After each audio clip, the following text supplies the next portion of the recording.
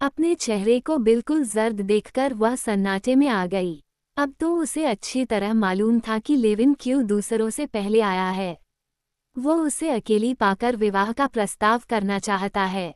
केवल इसी वक्त पहली बार सारा मामला एक भिन्न तथा नए रूप में उसके सामने उभरा।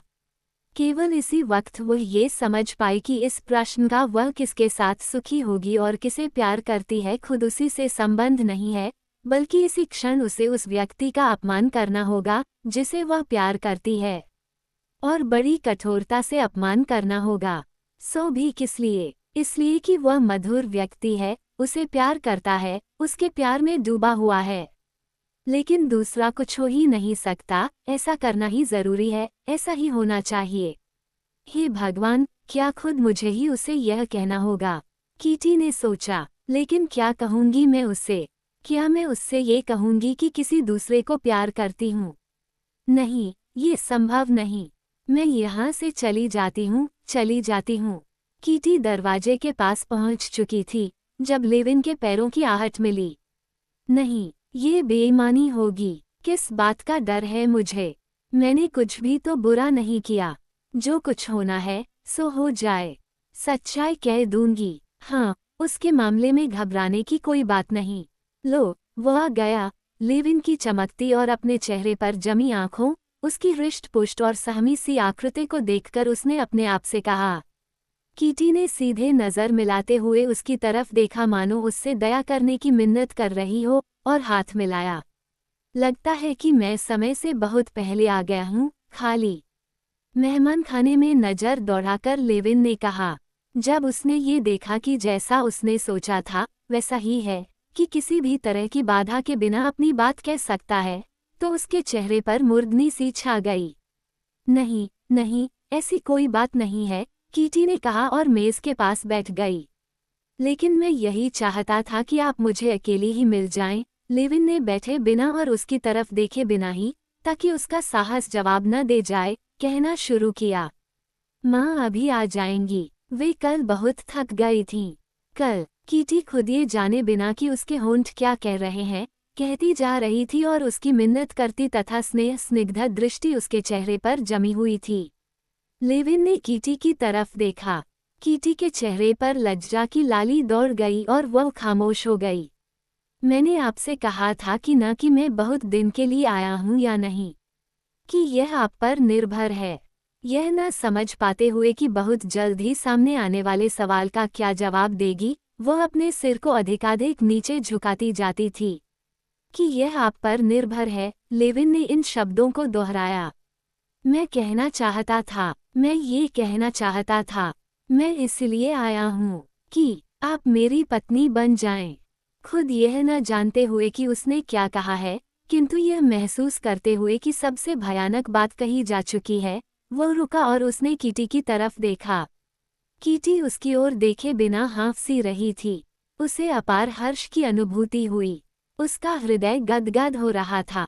उसने कभी ऐसी आशा नहीं की थी कि लेविन की प्रेम स्वीकृति का उसके मन पर इतना गहरा सुखद प्रभाव पड़ेगा। किंतु ऐसी स्थिति तो केवल क्षण भर रही। उसे व्रोंस्की का ध्यान आया। उसने अपनी हल्के रंग की निर्मल आंखें लेविन की ओर उठाईं और उसके हताश चेहरे पर जल्दी से नजर डालकर यह जवाब दे दिया। ऐसा नहीं हो सकता, क्षमा चाहती हूँ। 1 मिनट पहले कीटी उसके हृदय के कितने निकट थी, उसके जीवन के लिए कितना अधिक महत्व था उसका, और अब वो कितनी पराई तथा उससे कितनी दूर हो गई थी। मुझे ऐसी ही उम्मीद थी, कीटी की ओर देखे बिना ही लेविन ने कहा। उसने सिर झुकाया और जाना चाहा। अन्ना करेनीना, अध्याय 14 भाग 1। किंतु ठीक इसी समय प्रिंसेस बाहर आ गईं। उन्होंने जब इन दोनों को अकेले और उनके चेहरों पर परेशानी देखी, तो उनके चेहरे का रंग उड़ गया। लेविन ने सिर झुकाकर अभिवादन किया और कुछ भी नहीं कहा। कीटी नजर झुकाए खामोश रही। भला हो भगवान का, इसने इनकार कर दिया, माँ ने सोचा और उनके चेहरे पर वही सामान्य मुस्कान खिल उठी, जिससे वे बृहस्पतिवार को मेहमानों का स्वागत करती थीं। लेविन भी मेहमानों के आने की राह देखते हुए, ताकि चुपचाप यहाँ से खिसक सके, फिर से बैठ गया। 5 मिनट बाद कीटी की सहेली काउंटेस नोडस्टोन आ गई। पिछले जाड़े में ही उसकी शादी हुई थी। ये दुबली पतली, पांडुवर्णी, काली, चमकती आंखों वाली अस्वस्थ तथा चिड़चिड़ी सी औरत थी। ये कीटी को प्यार करती थी और उसके प्रति उसका प्यार वैसा ही था जैसा कि विवाहित नारियों का हमेशा अविवाहित लड़कियों के प्रति होता है, यानी वह सुख के अपने आदर्श के अनुसार उसकी शादी करवाना चाहती थी, इसलिए कीटी को व्रोंस्की की पत्नी देखने को ही उत्सुक थी।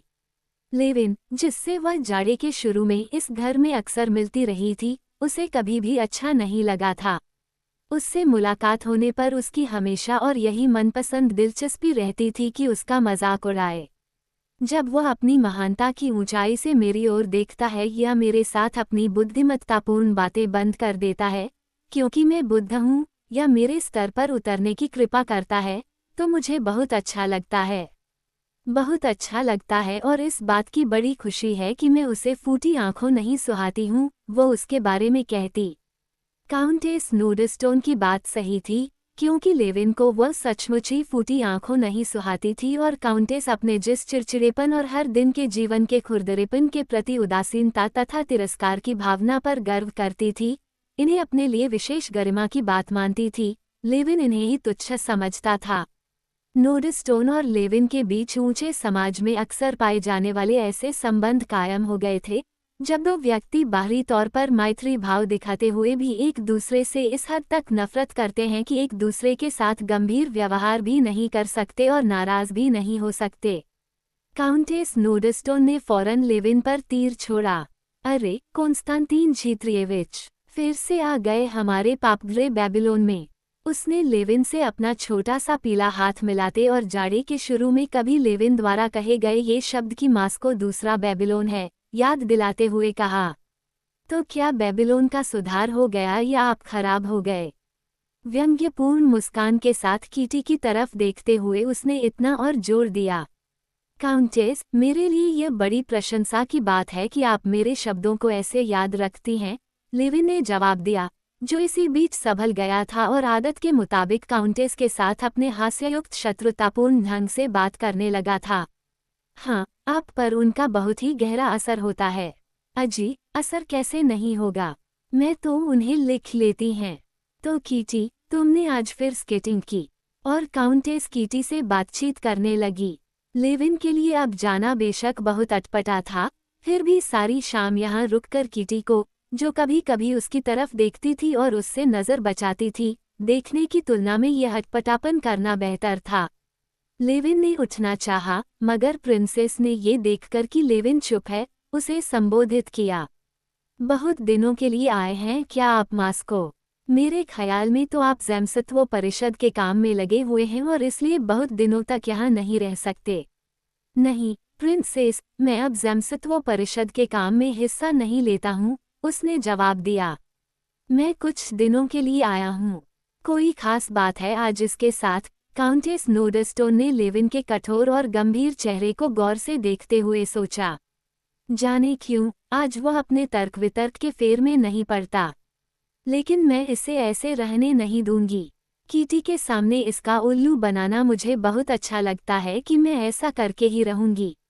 कॉन्स्टेंटीन झीत्रिएविच, काउंटेस नोडस्टोन बोली, कृपया इस एक मामले पर रोशनी डालिए। आप ये सब कुछ जानते हैं? हमारे कालुगा प्रदेश के एक गांव के किसानों और वहां की औरतों ने वह सभी कुछ भी डाला जो उसके पास था और अब हमें कुछ भी नहीं देते।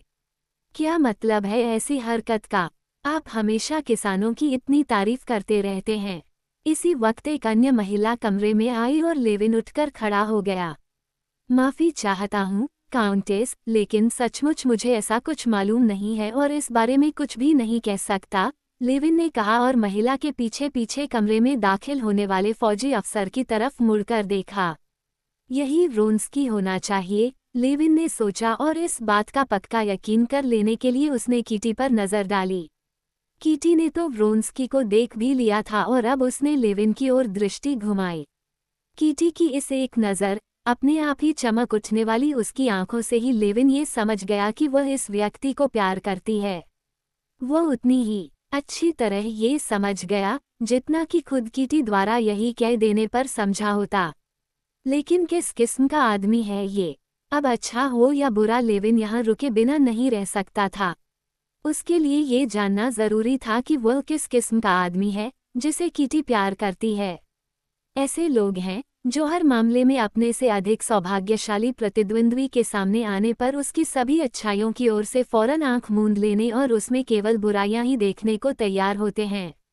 दूसरी ओर ऐसे भी लोग हैं जो अपने इस भाग्यशाली प्रतिद्वंद्वी में वे खूबियां ढूंढने की कोशिश करते हैं जिनकी बदौलत उसने उन्हें मात दी और टीसते हुए दिल से उसमें सिर्फ गुण ही गुण खोजते हैं। लेविन दूसरी श्रेणी के लोगों में से था, किंतु उसे व्रोंस्की में अच्छाई तथा आकर्षण ढूंढ पाने में कोई कठिनाई नहीं हुई। फौरन ही उसे यह नजर आ गया। मंझोला कद, काले बाल और तगड़ी मजबूत काठी, सुशील, सुंदर तथा बहुत ही शांत और दृढ़ चेहरा, ऐसा था व्रोंस्की। उसके चेहरे और आकृति, छोटे छोटे कटे काले बालों और ताज़ा बनाई गई दाढ़ी से लेकर चुस्त दुरुस्त नई वर्दी तक हर चीज में सादगी के साथ साथ नफासत भी थी। कमरे में दाखिल हो रही महिला को रास्ता देकर व्रोंस्की प्रिंसेस और फिर कीटी के पास गया। व्रोंस्की जब कीटी के पास गया तो उसकी सुंदर आंखें विशेष स्नेह से चमक उठी और वह तनिक प्रत्यक्ष सुखद तथा विनयी विजयी मुस्कान लेविन को ऐसा ही लगा के साथ बड़े आदर तथा सावधानी से उसके ऊपर झुका और उसने अपना छोटा किंतु चौड़ा हाथ उसकी तरफ बढ़ाया। सभी से हाथ मिलाने और कुछ शब्द कहने के बाद व्रोंस्की अपने को टकटकी बांध देखते हुए लेविन की तरफ एक बार देखे बिना ही बैठ गया। आइए आपका परिचय करा दूं, लेविन की ओर संकेत करते हुए प्रिंसेस ने कहा। कोंस्तांतीन झीत्रियेविच लेविन, काउंट अलेक्सेई किरिलोविच व्रोंस्की। व्रोंस्की उठा और मैत्रीपूर्ण ढंग से लेविन की आंखों में झांकते हुए उसने उससे हाथ मिलाया। लगता है कि इस जाड़े में मुझे आपके साथ खाना खाना था, अपनी सरल और निश्चल मुस्कान के साथ उसने कहा, लेकिन आप अचानक गांव चले गए। कोंस्तांतीन झीत्रियेविच शहर और हम शहरी लोगों को तिरस्कार और घृणा की दृष्टि से देखते हैं, काउंटेस नोडस्टोन ने चुटकी ली।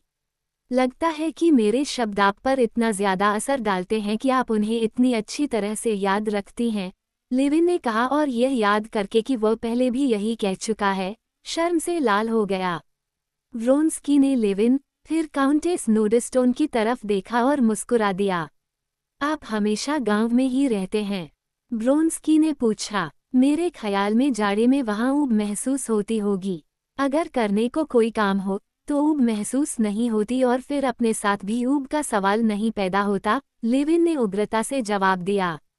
मुझे गांव अच्छा लगता है, व्रोंस्की ने लेविन के अंदाज को महसूस करते किंतु ऐसा दिखाते हुए मानो उसने कुछ महसूस नहीं किया, जवाब दिया।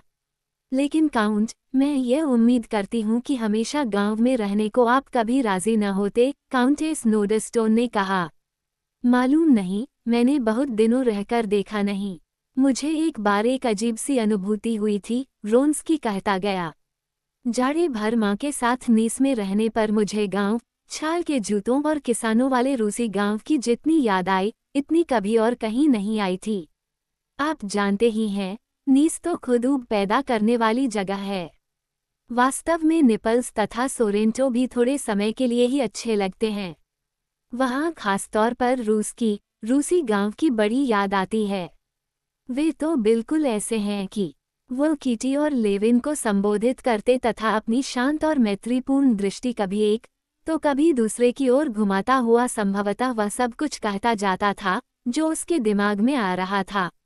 ये देखकर कि काउंटेस नोडस्टोन कुछ कहना चाहती है, वह बीच में ही चुप हो गया और बहुत ध्यान से उसकी बात सुनने लगा। बातचीत क्षण भर को भी बंद नहीं हुई, इसलिए बूढ़ी प्रिंसेस को अपने तरकश में संजोए हुए विषयों के उन दो भारी तीरों क्लासिकल और विज्ञानों संबंधी शिक्षा और अनिवार्य व्यापक सैनिक सेवा में से किसी को नहीं चलाना पड़ा तथा काउंटेस नोडस्टोन को लेविन को चिढ़ाने का अवसर नहीं मिला। लेविन आम बातचीत में हिस्सा लेना चाहता था, लेकिन ऐसा नहीं कर पा रहा था। हर क्षण अपने से यह कहते हुए, मैं अब जा सकता हूँ, वह मानो किसी चीज की प्रतीक्षा करता हुआ गया नहीं। घूमने वाली मेजों और भूत प्रेतों के बारे में बातचीत चल पड़ी और प्रेतविद्या में विश्वास रखने वाली काउंटेस नोडस्टोन उन अजूबों की चर्चा करने लगी जो उसने देखे थे। ओ काउंटेस, भगवान के लिए अवश्य ही मुझे उनसे मिला दीजिए। मैंने कभी और कहीं भी कुछ ऐसा असाधारण नहीं देखा, यद्यपि हर जगह उसे ढूंढता रहता हूँ, व्रोंस्की ने मुस्कुराते हुए कहा। अच्छी बात है, अगले शनिवार को, काउंटेस नोडस्टोन ने जवाब दिया। और आप कॉन्स्टेंटिन झित्रियेविच, क्या आप इनमें विश्वास करते हैं? उसने लेविन से पूछा। किस लिए पूछ रही हैं आप मुझसे? आप तो जानती ही हैं कि मेरा क्या जवाब होगा। मगर मैं आपका मत जानना चाहती हूँ। मेरा मत तो सिर्फ यही है कि घूमने वाली मेजें ये साबित करती हैं, लेविन ने जवाब दिया, कि हमारे पढ़े लिखे समाज के लोग किसानों से बेहतर नहीं हैं। किसान नज़र लगने, शाप देने और जादू टोना करने में यकीन करते हैं और हम। तो आप विश्वास नहीं करते? नहीं कर सकता, काउंटेस। लेकिन अगर मैंने अपनी आंखों से देखा हो तो। देहाती औरतें भी ऐसा कहती हैं कि उन्होंने घर में रहने वाले बौने भूतों को देखा है। तो आप ये समझते हैं कि मैं झूठ बोल रही हूँ? और वह उदासी से हंस दी। नहीं, ये बात नहीं है, माशा। कॉन्स्टेंटिन झित्रियेविच तो ये कह रहे हैं कि वे विश्वास नहीं कर सकते, कीटी ने लेविन के लिए लज्जित होते हुए कहा। लेविन ये समझ गया और पहले से भी अधिक चिढ़कर उसने इसका जवाब देना चाहा, किंतु व्रोंस्की ने अपनी निश्चल और खुली मुस्कान से इस बातचीत को संभाल लिया, जो संभवतः कट होने जा रही थी। आप इसकी संभावना को बिल्कुल स्वीकार नहीं करते? व्रोंस्की ने पूछा। भला क्यों? हम बिजली के अस्तित्व की संभावना को स्वीकार करते हैं, जिसके बारे में कुछ नहीं जानते हैं। भला ऐसी नई शक्ति क्यों नहीं हो सकती, जिससे हम अनजान हैं और जो। बिजली जब खोजी गई, लेविन ने जल्दी से उसे टोका, तो केवल एक प्राकृतिक व्यापार का पता चलाया गया था। तब यह मालूम नहीं था कि बिजली कहाँ से पैदा होती है और वह क्या पैदा करती है। उसकी व्यावहारिक उपयोग करने की बात सोचने के पहले सदियां बीत गई। इसके विपरीत भूत प्रेतों की बात तो यहाँ से शुरू हुई कि मेजें लोगों के लिए लिखती हैं और उनके पास आत्माएं आती हैं। इसके बाद ही ऐसा कहा जाने लगा कि वह अनजानी शक्ति है। हमेशा की तरह व्रोंस्की बहुत ध्यान से, स्पष्टता बड़ी दिलचस्पी लेते हुए लेविन की बात सुन रहा था। हाँ, लेकिन भूतों प्रेतों में विश्वास करने वाले कहते हैं, अभी हमें इतना मालूम नहीं कि यह कौन सी शक्ति है, लेकिन ऐसी शक्ति है ज़रूर और वह इस तरह की परिस्थितियों में क्रियाशील होती है। ये पता लगाना वैज्ञानिकों का काम है कि इस शक्ति का क्या रूप है। नहीं, मेरी समझ में नहीं आता कि यह क्यों कोई नई शक्ति नहीं हो सकती। अगर इसलिए नहीं हो सकती, लेविन ने उसे टोका, कि बिजली के मामले में जब भी हम सूखी राल को ऊन से रगड़ते हैं, तो हर बार एक खास नतीजा सामने आता है, मगर यहाँ हर बार ऐसा नहीं होता। इसलिए कहा जा सकता है, ये प्राकृतिक व्यापार नहीं है। संभवतः ऐसा अनुभव करते हुए कि मेहमानखाने की दृष्टि से यह बातचीत कुछ ज्यादा ही गंभीर होती जा रही है, व्रोंस्की ने कोई आपत्ति नहीं की और बातचीत का विषय बदलने के लिए उसने खुशमिजाजी से मुस्कुराकर महिलाओं को संबोधित किया। तो काउंटेस, आइए, हम अभी प्रेतों को बुलाने की कोशिश करें, उसने कहना शुरू किया, लेकिन लेविन जैसा समझता था, वह सब कहना चाहता था। मैं समझता हूँ, उसने अपनी बात जारी रखी, कि भूतों प्रेतों को मानने वालों की अपने करिश्मों को एक नई शक्ति के रूप में स्पष्ट करने की कोशिश एकदम नाकाम है। वे प्रत्यक्षतः आत्मिक शक्ति की बात करते हैं और उसे भौतिक तजर्बे का विषय बनाना चाहते हैं। सभी इस बात की प्रतीक्षा कर रहे थे कि लेविन कब अपनी बात खत्म करता है और उसने यह अनुभव किया। और मेरे ख्याल में आप भूतों प्रेतों को बुलाने का बहुत ही बढ़िया माध्यम बन सकेंगे, काउंटेस नोडस्टोन ने लेविन से कहा, आप में कुछ खास उत्साहपूर्ण चीज है। लेविन ने मुंह खोला, कुछ कहना चाहा, लेकिन उसके चेहरे पर लाली दौड़ गई और उसने कुछ भी नहीं कहा। येकातेरिना अलेक्सांद्रोवना, तो आइए, इसी वक्त मेज़ों का तजर्बा करें। मैं अनुरोध करता हूँ, व्रोंस्की बोला। प्रिंसेस, आपकी अनुमति है न? और व्रोंस्की आंखों से मेज़ को खोजता हुआ उठकर खड़ा हो गया। कीटी मेज़ की ओर जाने के लिए उठी और लेविन के करीब से गुजरते हुए उससे उसकी नज़रें मिलीं। उसे सच्चे दिल से लेविन के लिए अफसोस हो रहा था, खासतौर पर इस कारण कि उसे लेविन के उस दुख के लिए अफसोस हो रहा था, जिसकी वजह वह खुद थी। अगर मुझे माफ़ कर सकते हैं, तो कर दीजिएगा, कीटी की नज़र कह रही थी। मैं कितनी सुखी हूँ। सभी से नफरत है मुझे, आपसे और खुद अपने से भी, लेविन की नज़र कह रही थी और उसने अपना टोप उठा लिया। लेकिन जाना उसके भाग्य में नहीं बंधा था। बाकी लोग मेज के गिर्द बैठ रहे थे और लेविन जाना ही चाह रहा था कि तभी बूढ़े प्रिंस आ गए और महिलाओं का अभिवादन करने के बाद उन्होंने लेविन को संबोधित किया। आहा, वे खुशी से कह उठे, कब आए? मुझे मालूम नहीं था कि तुम यहाँ हो। बहुत खुशी हुई आपके आने से। बूढ़े प्रिंस लेपिन को कभी तुम और कभी आप कहकर संबोधित कर रहे थे। उन्होंने उसे गले लगाया और उससे बात करते हुए व्रोंस्की की तरफ कोई ध्यान नहीं दिया, जो खड़ा होकर शांति से इस बात का इंतजार कर रहा था कि प्रिंस कब उसकी तरफ ध्यान देते हैं। कीटी महसूस कर रही थी कि जो कुछ हो चुका था, उसके बाद पिता के स्नेह प्रदर्शन से लेविन के मन पर कितनी भारी गुजर रही होगी। उसने ये भी देखा कि उसके पिता ने कैसी रुखाई से आखिर व्रोंस्की के अभिवादन का उत्तर दिया और कैसे व्रोंस्की मैत्रीपूर्ण असमंजस के साथ उसके पिता की ओर देखता हुआ ये समझने की कोशिश कर रहा था और समझ नहीं पा रहा था कि उसके प्रति क्यों और किस कारण ऐसी रुखाई हो सकती है। कीटी इसी वजह से लज्जारुन हो गई। प्रिंस कॉन्स्टेंटीन झीत्रिएविच को हमारे पास आ जाने दीजिए, काउंटेस नोडस्टोन ने कहा। हम तजर्बा करना चाहते हैं। कैसा तजर्बा? मेजे घुमाने का? देवियों और सज्जनों, क्षमा चाहता हूँ, लेकिन मेरे ख्याल में तो अंगूठी का खेल खेलना कहीं ज्यादा रोचक है।